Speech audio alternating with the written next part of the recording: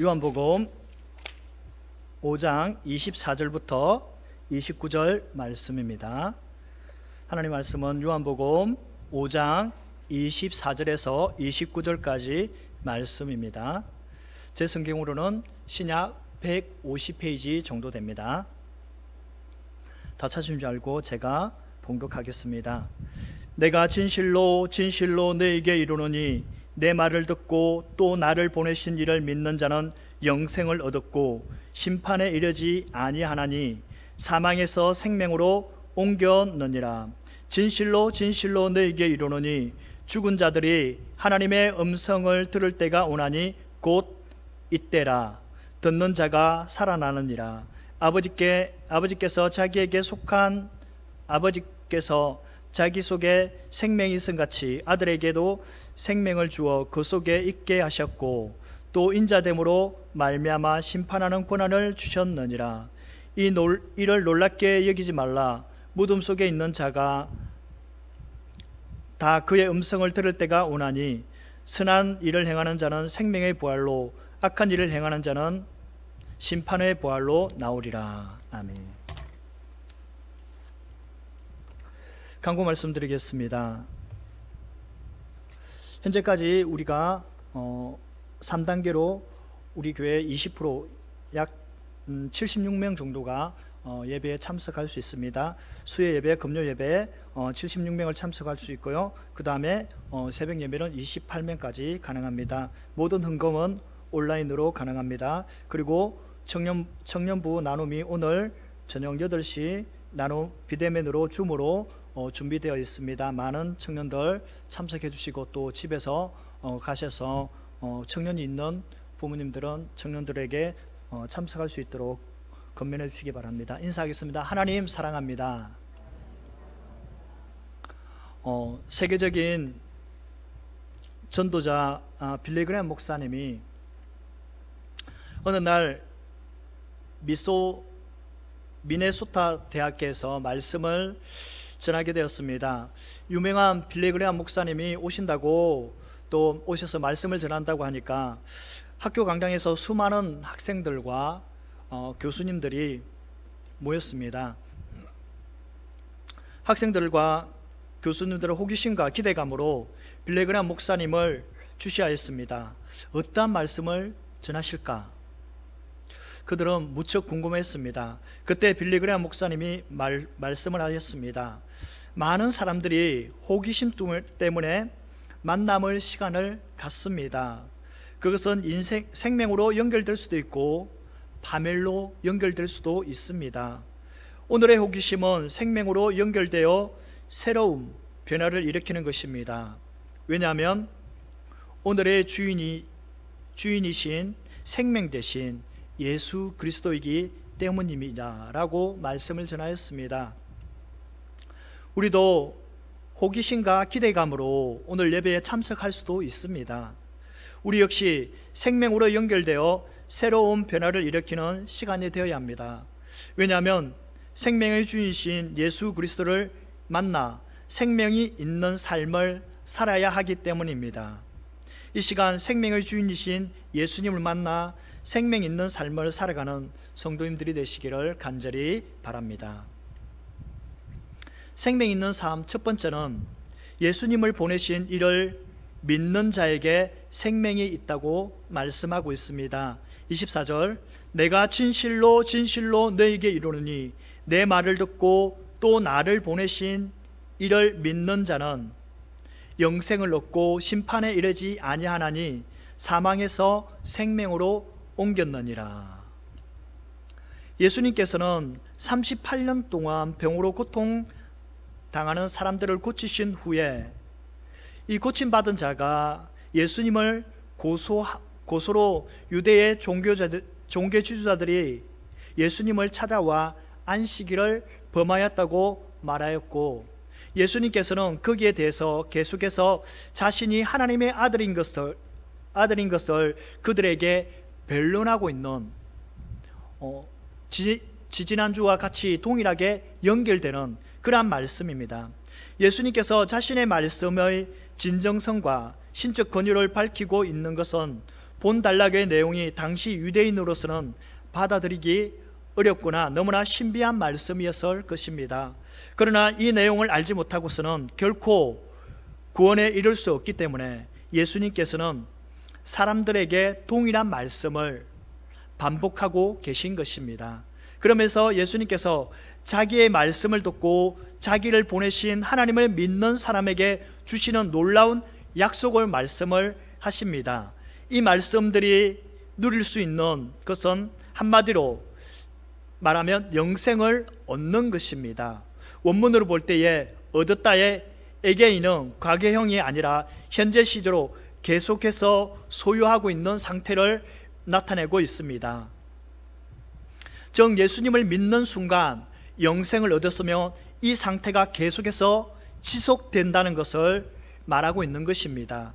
생명을 얻는다는 것을 바꾸어 말하면 심판에 이르지 않는다는 것입니다. 예수님의 이 선포는 그를 믿는 모든 사람들이 누리게 될 엄청난 특권입니다. 영생은 세상의 그 무엇과도 바꿀 수 없고 오직 예수님을 통해서만 영생을 얻을 수 있기 때문입니다. 누구든지 예수님을 믿으면 그 순간부터 영생을 소유할 수 있지만 예수님 외에 다른 어떤 방법으로도 영생에 참여할 수 없습니다. 오직 예수님을 거부하는 사람들에게는 심판이 기다리고 있을 뿐입니다. 인간은 본래 죄 아래 있으므로 예수님을 통하지 않고서는 그 형벌을 피할 수 있는 방법이 없습니다. 그렇기 때문에 예수님을 믿는 순간 우리는 사망에서 생명으로 옮겨졌다고 말하고 있는 것입니다. 예수님을 믿는 순간 우리는 이미 사망의 권세에서 벗어나 이제는 생명 있는 삶으로 계속해서 지금까지 유지되고 있다는 것을 말씀하고 있는 것입니다. 그러므로 부활이요 생명이신 예수님을 믿는 우리는 더 이상 사망과의 관계가 없고 사망의 세력을 잡은 마귀를 무수할 필요가 없으며 그에게 종로로 타지도 않습니다. 왜냐하면 제 아래에 있던 이전의 것들, 이들의 것들은 모두 지나가고 새롭게 되었기 때문입니다. 이 변화에서 보이는 외면보다는 보이지 않는 내면을 중시되고 강조된다는 점을 우리는 주목해야 된다는 것입니다. 예수님으로 말미암아 변화된 사람은 이 세상에서 새롭고 감격적인 삶을 살게 되고 장차 올 세상에서는 하나님과 함께 하는 영원한 생명 가운데 왕노릇하게 될 것입니다. 그렇기 때문에 예수님 안에 생명이 있기 때문에 죽은 자들이 예수님의 음성을 들을 때가 온다고 합니다. 25절 진실로 진실로 너희에게 이르노니 죽은 자들이 하나님의 음성을 들을 때가 오나니 곧 이때라 듣는 자들은 살아나리라 라고 말씀하고 계신 것입니다. 예수님께서 자신의 신성을 강조하기 위해서 19절과 또 24절과 또 25절에서 세 번이나 진실로 진실로라는 표현을 사용하고 있습니다. 예수님께서 이 말씀을 하고 있는 이 부활이 종말적인 의미뿐만 아니라 영적으로 죽었던 자들이 구원을 얻는 현재적 사건도 포함하고 있다는 것을 말씀하고 있는 것입니다. 예수님은 영적으로 죽은 자들에게 생명을 주시는 분이십니다. 그러면 영적으로 죽었다는 것은 무슨 의미일까요? 성경학자 바클레이는 여기서 네 가지로 말씀하고 있습니다. 첫 번째는 노력하는 것을 해버린 상태를 말하는 것이고, 두 번째는 느낌을 중단해버린 상태, 세 번째는 생각을 중단해버린 상태, 네 번째는 회개를 중단해버린 상태라고 말하고 있습니다. 그렇기 때문에 예수님께서 이 땅에 오심으로 영적으로 죽은 상태에 있던 사람들에게 소명의 기회가 주어졌습니다. 그들은 예수님의 음성을 듣는 사람마다 새 생명을 얻는 역사가 일어나게 된다는 것입니다. 예수님의 말씀을 경청할 뿐만 아니라 그 핵심을 이해하고 열심히 순종하는 사람들은 이미 영생을 얻었을 뿐만 아니라 그리스도께서 부활하시는 종말의 날에 생명의 부활에 참여할 것을 이미 약속되어 있다는 것입니다. 예수님께서 본문에서 이 세상에 사는 동안 예수님을 믿고 그 말씀에 순종하는 사람들은 그 순간부터 새로운 삶을 살게 될 뿐만 아니라 영생이 보장되어 있음을 선포하고 계신 것입니다. 즉 예수님을 믿는 사람들은 예수님의 음성을 듣거나 혹은 그 음성에 귀를 기울인다는 것입니다. 그래서 예수님께서 큰 소리로 죽은 나사로에게 나사로야 나오라고 부르실 때에 이 행동은 예수님의 종말적인 역할을 예지하지만 또한 생명을 주시는 분으로서 그의 현세적 역할도 상징하고 있는 것입니다. 이와 같이 사람의 미래는 현재에 의해서 결정됩니다. 다시 말해 지금 예수님과 어떤 관계를 유지하는가가 오는 세상에 우리의 삶과 죽음이 결정짓게 된다는 것입니다. 그렇기 때문에 오직 예수님 안에만 생명이 있고 그 예수님을 믿을 때에 생명을 얻게 되는 것입니다. 생명을 얻는 저들만이 영생을 얻고 심판에 이르지 아니하며 사망에서 생명으로 옮겨졌고 하나님의 음성을 들을 때가 온다는 것을 믿으시는 성도님들이 되시기를 간절히 바랍니다. 생명이 있는 삶 두 번째는 예수님에게는 아버지 안에 있는 것과 동일한 생명이 있다고 말씀하고 계십니다. 26절 아버지께서 자기에게 속한 생명이 있음같이 아들에게도 생명을 주어 그 속에 있게 하셨고, 예수님은 아버지 안에 생명을 가지고 있는 것처럼 아들 안에 생명을 가지고 있다는 말씀은 대부분 유대인들에게 혼란스러웠을 것입니다. 유대인들은 하나님은 스스로 나신 이라고 불렀습니다. 그리고 구약에서도 하나님은 스스로 계신 분이라고 출애굽기 3장 14절에서 분명하게 기록되어 있기 때문입니다. 유대 백성들은 또 하나님을 창조되지 않느니 그리고 나음을 입지 않느니라고 불렀습니다. 이교도들은 최고의 신과 높은 신들을 나음을 입지 않는 이 스스로 계신 분이라고 불렀습니다. 다른 사람들은 하나님은 자족하시는 분, 결코 우연히 일하지 않는 분이며 모든 피조물과 다른 분이라고 말하고 있습니다.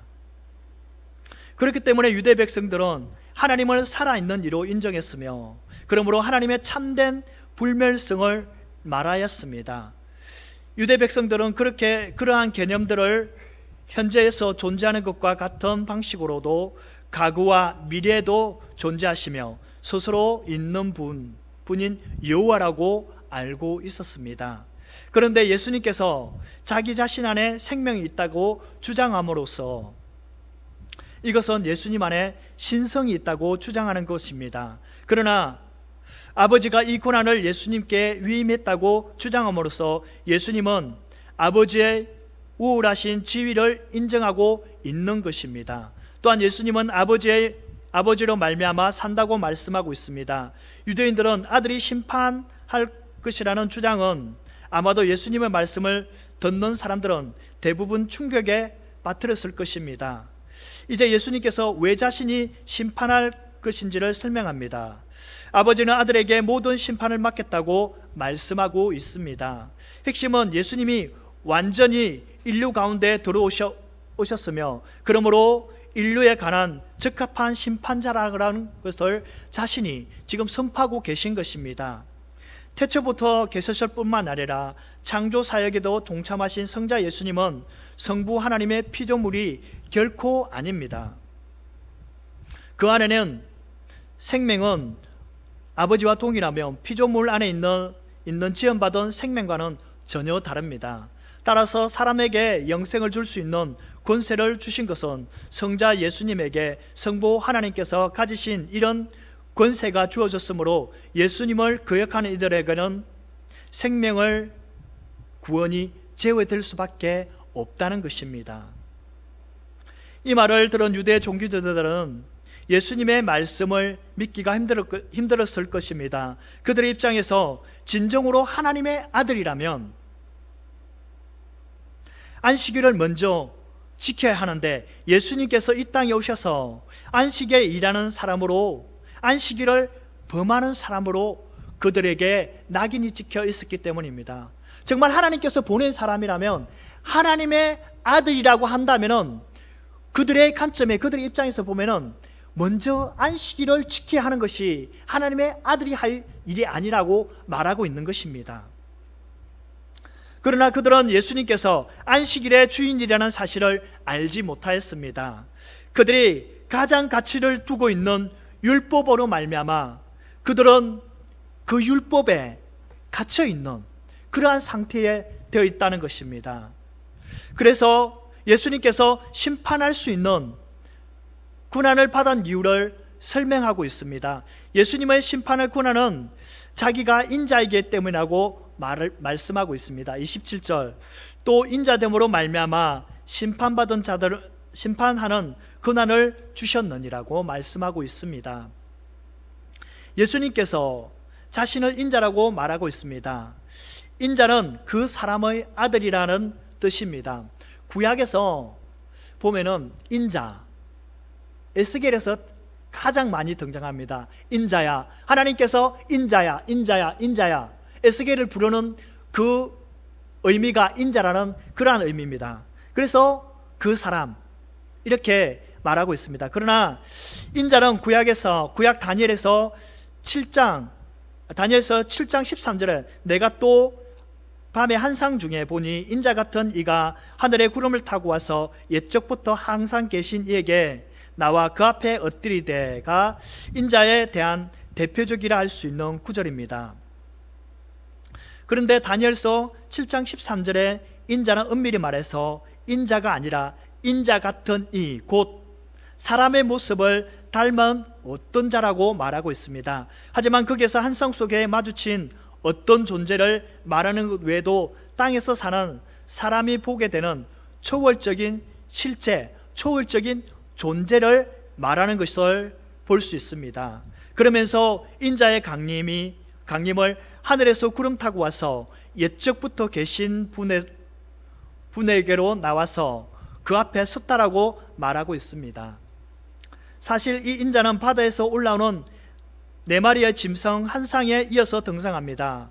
이 인자가 사람처럼 생긴 이와 사람의 형상을 한 이로 말하고 있습니다. 다니엘서 7장의 한 쌍에서 혼돈 시대를 마감하고 구원받은 하나님의 백성들이 영원히 기뻐하는 시대를 여는 문으로 인자 같은 이의 도래에서 이루어진다는 것입니다.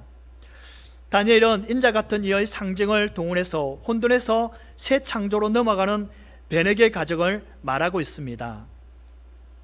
그러면 다니엘서 7장 13절에서 인자 같은 이가 맡은 역할을 무엇일까요?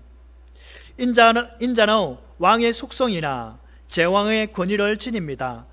하나님 곧 옛적부터 계신 분이 지상의 폭군을 제거한 그들에게 지상의 통치권과 나라와 백성들을 영원히 맡기기 때문입니다.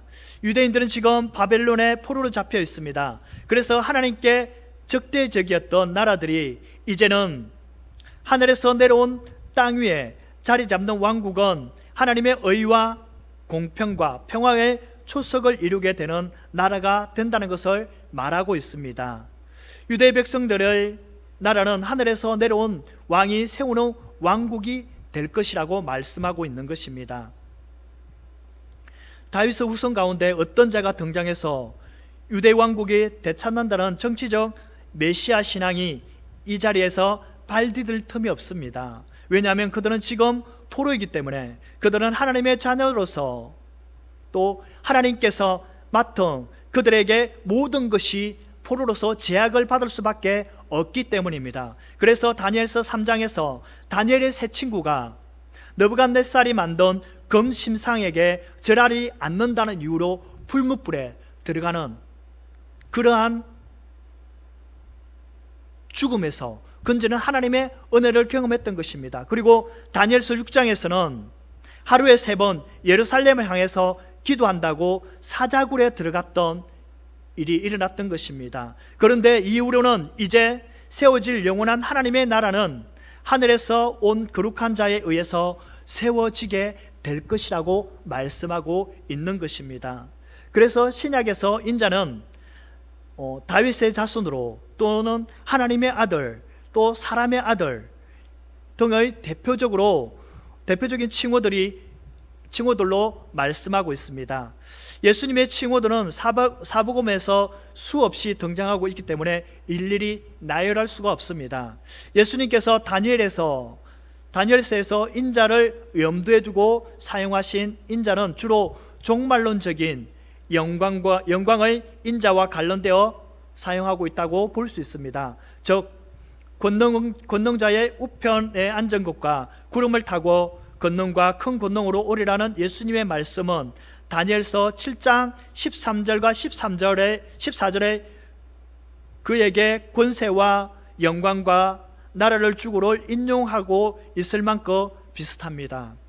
그럼 왜 예수님께서 인자라는 용어를 사용하셨을까요? 첫 번째는 지상에서 예수님의 사역을 보기 위함이라고 말하고 있습니다.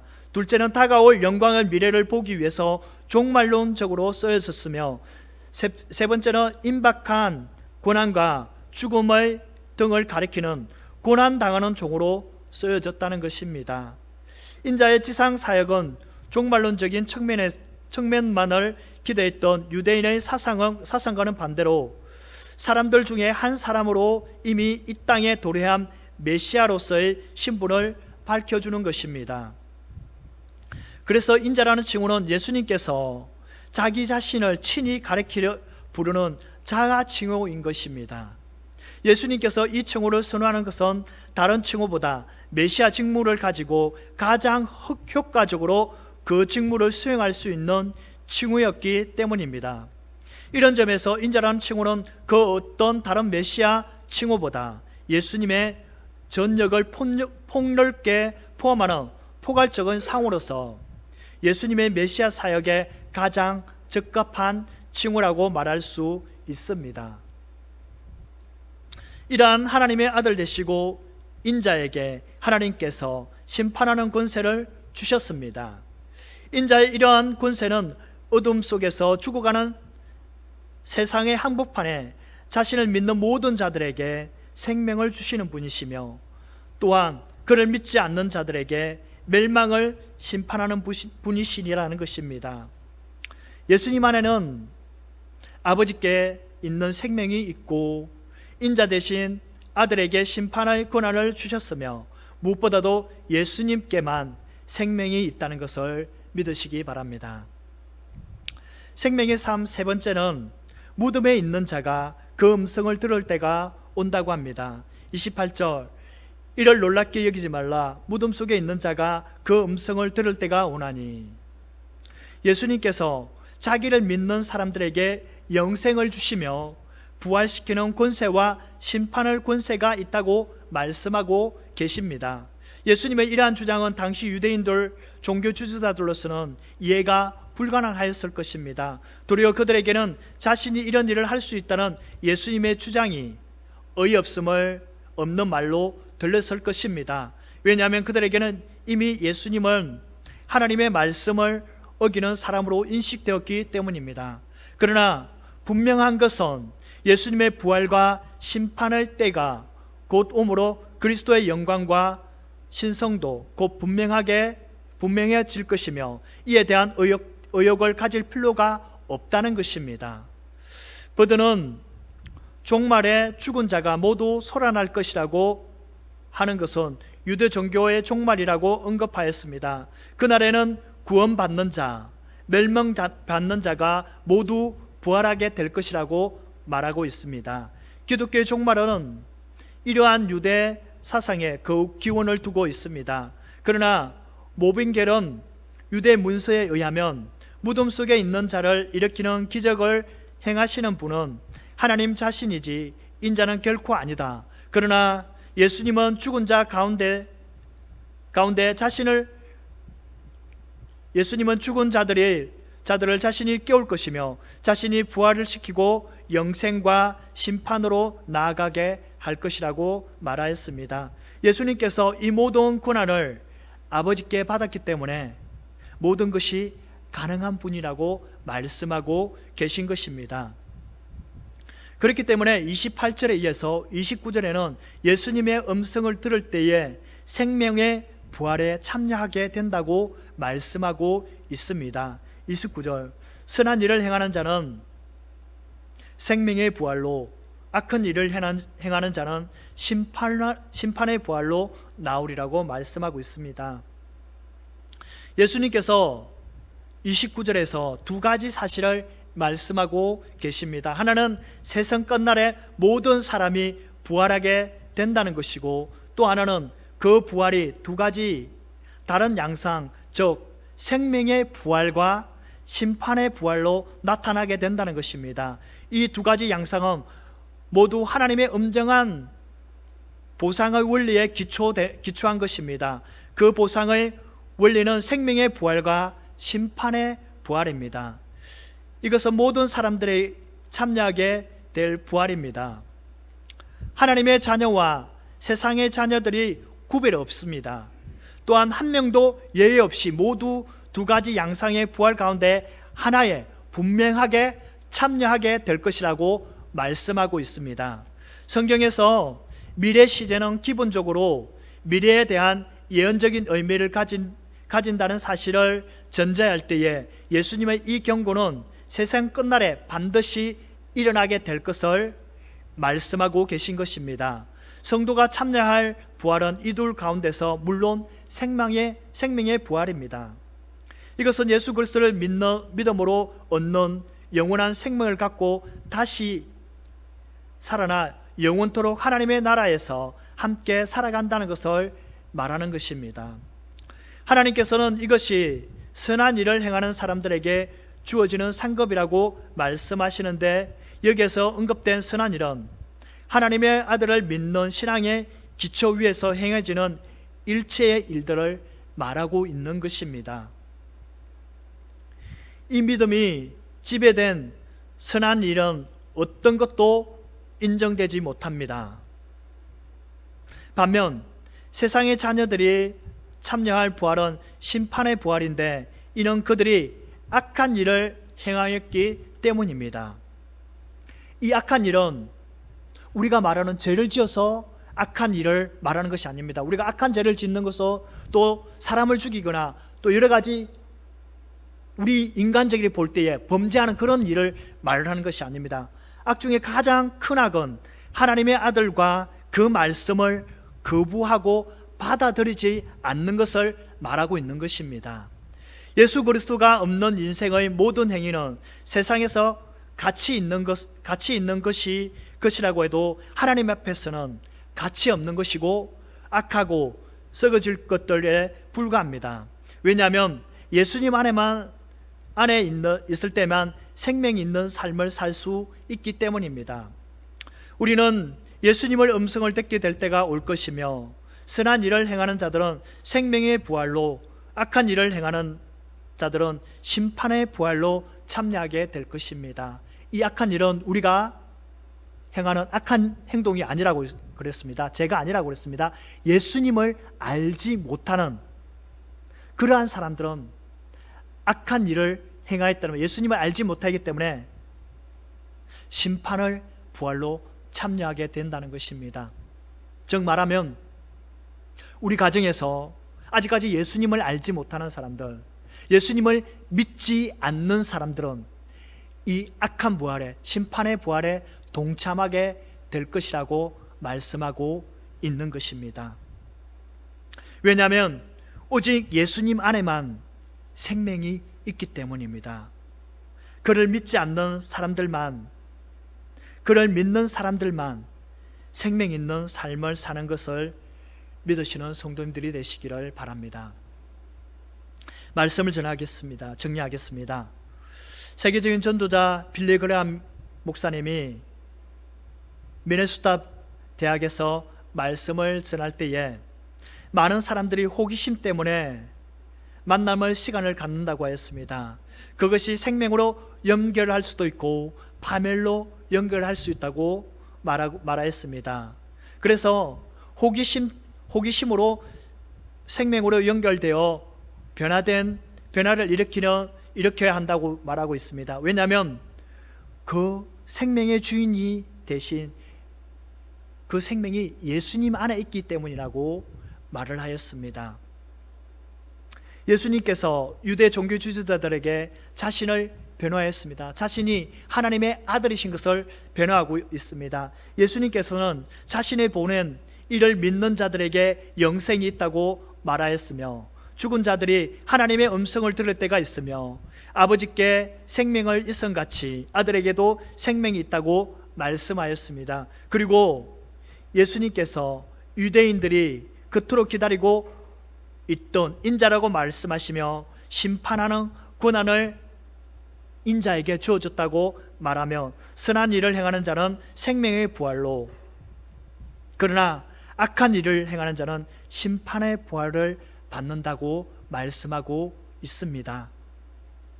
아들에게는 아버지께서 모든 것을 위임하셨기 때문에 살리는 권세와 죽이는 권세가 있습니다. 그러므로 우리는 예수님 안에 생명이 있기 때문에 예수님 안에 있어야 함을 깨닫고 온전히 예수님을 믿으시는 성도님들이 되셔야 합니다. 특별히 우리는 예수님을 믿지 않는 자들에게 오직 예수님 안에만 생명이 있다는 것을 전하며 생명을 살리며 생명이 있는 삶을 사는 성도님들이 되시기를 간절히 축원합니다.